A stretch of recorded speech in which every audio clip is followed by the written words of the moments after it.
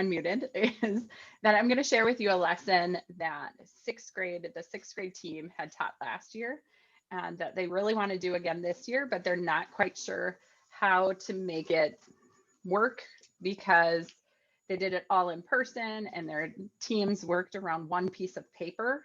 And then they put all of the pieces together to make a big mascot, a picture of a big mascot. And so I'm trying to kind of brainstorm some ideas of ways that we could do that in this new format. So that's kind of my objective is to, I'll share actually my screen so you can see my,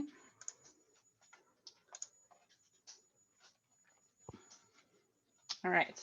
So my objective is to create a lesson for my sixth grade math teachers that is interactive for this lesson 521 in CC1.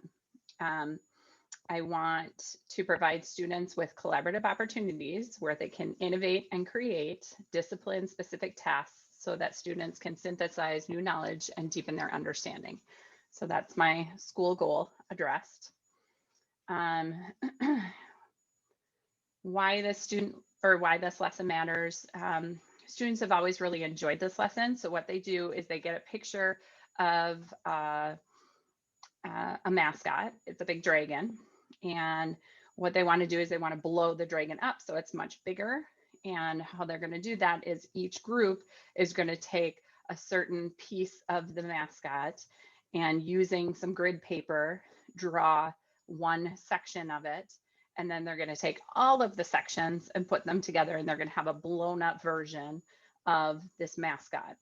And it just shows that they're able to collaborate and follow instructions and they have a lot of fun with it. In order to be successful, kids have to be able to communicate with their team members and work well together. And they're going to have to know how to use some of the technology that we're going to have to probably incorporate to make this work in a distance learning situation. The big dilemma is just how can I change this from they're working around one piece of paper and working together to now they're in all different households and trying to work on the same thing.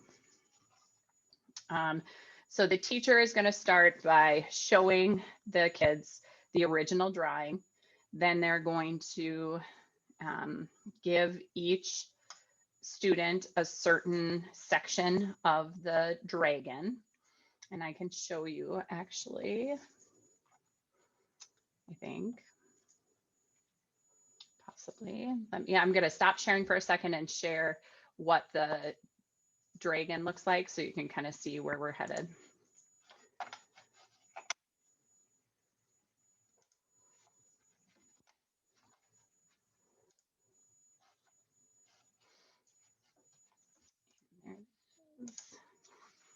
Okay, so this is the picture of the dragon. It's been laid out on a grid and each group is going to be given a certain amount of these grids to recreate on a bigger piece of paper.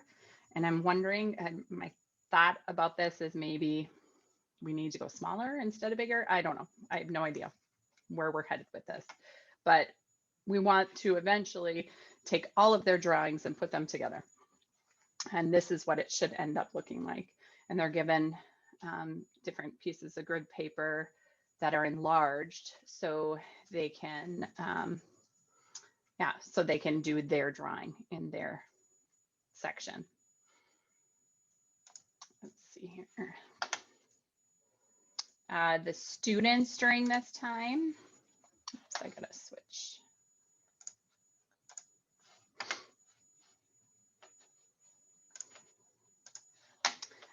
The students are going to have to work in small groups to do this. And again, going to have to put it together with everybody else's. The assessment of this, how we're going to know if they did a good job is if all their pictures come together to create the actual mascot and it looks like the mascot, but it's enlarged.